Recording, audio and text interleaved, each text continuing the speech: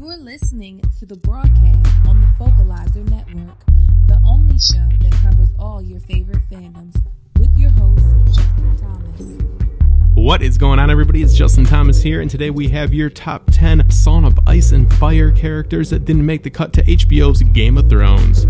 When a book series is transformed into a television series, it's almost certain that there will be a few characters and aspects that don't make the cut. This is probably most noticeable in the case of George R.R. Martin's Song of Ice and Fire series that has been adapted into HBO's Sunday night juggernaut, Game of Thrones. And even with HBO's record-breaking large cast, there has been many characters who have been kept out of the show. But in the case of this book series, A Song of Ice and Fire, it currently contains around 2,103 named characters, and the television show currently has 533 named cast members, which again breaks the record for size of television cast. But still, it's only about a quarter of the characters from the books. Now, sometimes plot lines are given to another character or spread out between a few. Sometimes this works, and sometimes it's disastrous, especially in the mind of many hardcore book fans. But we do have to factor in the budget and the cost of CGI, which makes having dire wolves as pets and flying around on dragons and just straight chilling with dragons anything but cheap. So I tend to be a fence sitter when it comes to the show and books, so I went to Focalizer's resident diehard book fan, Brand the Builder himself, and got a list for top 10 characters that didn't make the show. So here it is, a diehard book fan's top 10 list in no particular order of characters that didn't make the show. Where'd all the good people go?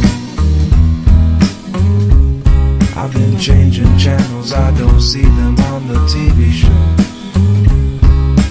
Where'd all the good people go? We got heaps and heaps of what we saw. Alright guys, really quick, make sure to visit the blog in the link below that comes from Brand the Builder himself, the hardcore book fan of Focalizer. These are his top 10 picks, but in the video, these are going to be my opinions of what would have made them great in the television show. To get the hardcore book fans' opinions, make sure to go to the companion blog at focalizershow.com by Brand the Builder in the link below.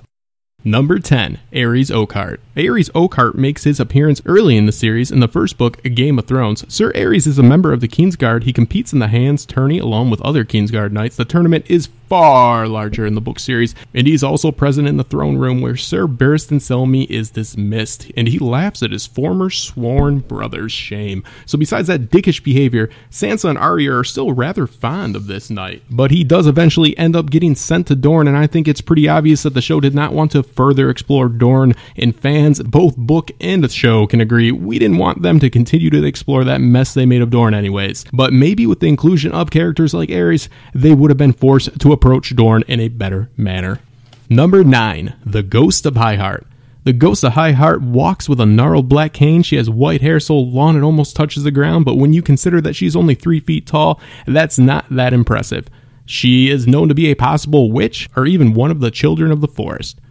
Her history is rich and fascinating. Make sure to go to Brand's blog to get a deep dive on this character, because we could do a whole video just on the Ghost of Highheart alone. But the long and short of it is, this is a favorite of those who love to make theories, and her quotes fuel those theories. Heavily discussed, dissected, and have fueled the flames of prophecy in this already prophecy-riddled world for ages to come. It's completely understandable that they would have wanted to avoid the Ghost of Highheart due to its difficulty probably casting somebody that could really carry this role, but there's no doubt it definitely would have been interesting to see her portrayed on screen. Number 8. Lady Stoneheart. I don't recall a single season that there wasn't casting rumors about a possible return of Catelyn Stark as the infamous Lady Stoneheart. Lady Stoneheart is the reanimated zombie of Catelyn Stark, who shortly after the Red Wedding is resurrected, and death has changed Catelyn. She is less gracious and forgiving than in life and is consumed with a desire of vengeance on anyone she thinks betrayed her son Robb. She hates any men associated with the phrase Boltons are Lannisters, even if they had nothing to do with the Red Wedding. This character, again, is always brought up as a potential cast member for every single season. Sometime in between episodes, you will have theories about her coming back. I'll admit it, there's been a few times I thought she was going to come out of the water. I don't think we're going to get her, especially since Dan and Dave immediately announced after the airing of the Red Wedding that Lady Stoneheart would not appear in the show, and Michelle Fairley, the actress, confirmed she would not be returning to Game of Thrones in any form. But this still hasn't stopped the fans from speculating. Number 7, Val. Val is a member of the Free Folk. She is a sister of Dalla, the wife of Mance Rayder, who was also not featured in the screen adaptation. Val is a beautiful young woman with blonde hair the color of honey that reaches to her waist.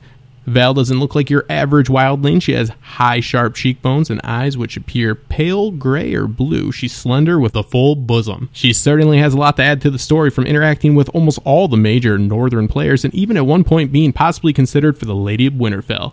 But unfortunately, a lot of her storyline is infused with Stannis' storyline that was drastically altered from the books. And that, unfortunately, is a whole nother topic for a whole nother video. Number 6, Strombel Waz. Another great character, though admittedly without any big significance to the story. Strombel Waz is a part of Dany's entourage. He's super big, he's super tough, he's an ex-pit fighter that gives very few shits. Except for the one shit he definitely gives as he publicly defecates after beating the Marinese champion. Yes, in the book it's not Daario who defeats the champion sent out to face Dany in the Unsullied. It's Strombel Waz. He definitely could have added a little bit of excitement to the otherwise flat Dany storyline. This also would have been an interesting casting pick, and I would have liked to see which actor could have pulled off this highly entertaining, charismatic role. Number 5, Patchface. Patchface takes his name for the tattoos covering his broad face. Tattoos that are known to be the marking of slaves in the free city of Belanus. All marked in a pattern of green and red squares. In his youth, he was a clever boy with astonishing wit. Even after his accident, which he was accompanying Lord Stephen Baratheon's ship, the father of Robert, Stannis, and Renly, the Windproud, broke up on Shipbreaker's Bay within a sight of Storm's End, while his sons Stannis and Robert watched. Everybody aboard the ship was killed, including the Lord and his lady and over 100 soldiers and sailors. Lord Baratheon was on a mission to try to find a wife for Prince Rhaegar Targaryen at the time. If you only would have known the prince was so good at finding his own women, or abducting them, however you want to take it. When Patchface was found, he swears he died that day. His skin was clammy cold. They had taken him for dead, but then he coughed up water. His mind was broken, taken his memories and half his wit. Now he's a subject to twitches and trembles, and mostly incoherent. He adds a lot to the theories and prophecies of A Song of Ice and Fire. He is the fool of Stannis' court. He was actually brought back for Stannis in hopes by his father to get Stannis to smile. This is one of the most interesting characters in the book, probably one of the hardest characters they would have had to cast. I don't know of any actors off the top of my head that could pull this role off. Number 4, Ariane Martell. Princess Ariane Martell is a member of House Martell and the eldest daughter of Doran Martell, the ruling prince of Dorne, and his consort, Lady Morello of the free city of Norvos. According to Dornish custom, she is the heiress of Sunspear and the future ruling princess of Dorne. Ariane is a POV character in A Feast for Crows in the Winds of Winter. She is one of the best parts of the Dorne storyline, and just like number 10 on this list, Aerys Oakheart, she is even more at the heart of the best of the Dornish plotline, so she obviously, and sadly, was not featured on the show. Number 3, Victoriane Greyjoy. Unlike most of the characters so far, there has still been, up until recently, hope of seeing Victoriane on the screen, up until season 6. Now it truly looks like we won't be getting this truly badass character in the show. There's just too much great about this guy just to fit into a few sentences. So let's just name a couple of reasons why he rocks. He's regarded as one of the most brutal warriors in the Seven Kingdoms, is on his way to Daenerys, planning to take her as his wife, and he's got a red priest named Morocco on his side. He sails in full plate armor, is the brother of Euron Greyjoy, who he hates, and is one hell of a fighter. It definitely would have been awesome to see him on screen. Number 2, Prince Quinton Nymeria Martell, better known simply as Quinton Martell. He's the second child and eldest son of Prince Doran Martell. If there are any Preston Jacob fans out there, then you're more than aware of this particular Martell. The most interesting thing about Quinton, in my opinion, other than him being an odd choice for traveling across the narrow sea to negotiate a marriage proposal for Dany, is we never really see if he's actually important or not, at least not yet. And as of right now, we technically aren't sure even if he's alive or roasted by dragons. I do wish the show would have included more storylines like Quinton's, since yes, there are more proposals. But again, maybe in another life. Alright, it's time for number 1. And number 1 is actually a little bit of a mashup. We didn't want to leave either of these characters out, but we realized that just like their storylines go hand in hand, they go hand in hand. So number 1 is Jon Connington and Aegon / Young Griff. John Connington, first off, is the badass former Hand of the King who didn't have the balls to burn down a small city in order to kill Robert Baratheon during the rebellion, and subsequently got exiled. He's currently accompanying the number one character on this list, who is a very curious possible contender for the Iron Throne. It's highly unlikely that we'd be seeing him on the show since his storyline was partially transferred over to Jorah Mormont, well, mostly just the grayscale. So you're welcome, Jorah. And for the other half, we got Aegon Targaryen / Young Griff. It's unclear whether he's really who he says he is, or just a puppet in someone's plans to usurp the throne. Regardless, he and Connington make a pretty cool duo. He would have been one of the best damn characters, bringing even more intrigue into the story. Theoretically, his claim is bigger than Dany's, as he's Rhaegar's son, if that's true. You know, the blood of the dragon. But his exclusion from the show has led myself and many others to believe he is more than likely a Blackfyre pretender to the throne. Maybe we could get a Blackfyre prequel. I definitely wish we could see, but I understand the time constraints. But as we wrap up this video, I gotta say, I'm happy that the books are so different from the show.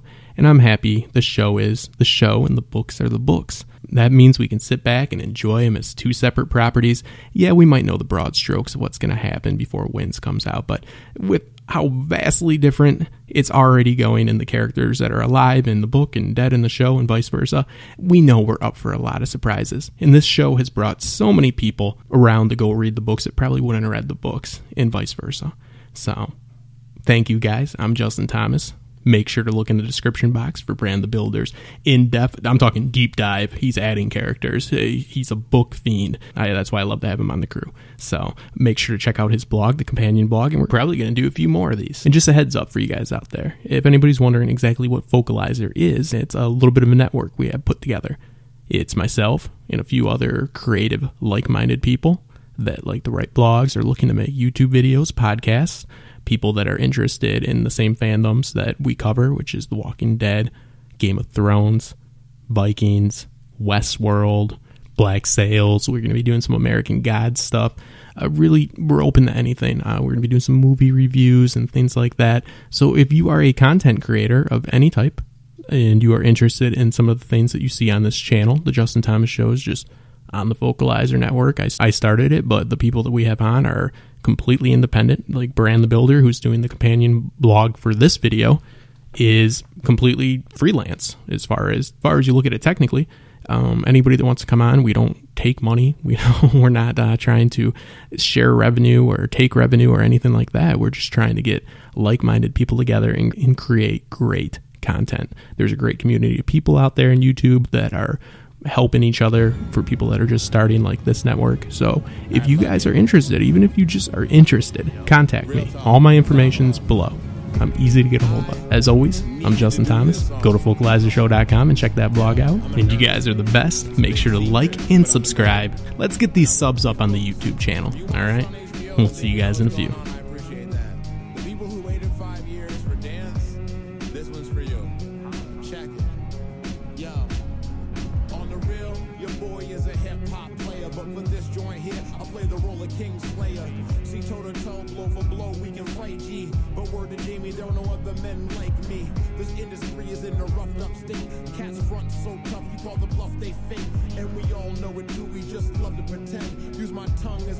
Slice them with the pointy end, and friends can turn to enemies in an odd blink. My click together firm like a master's chain link.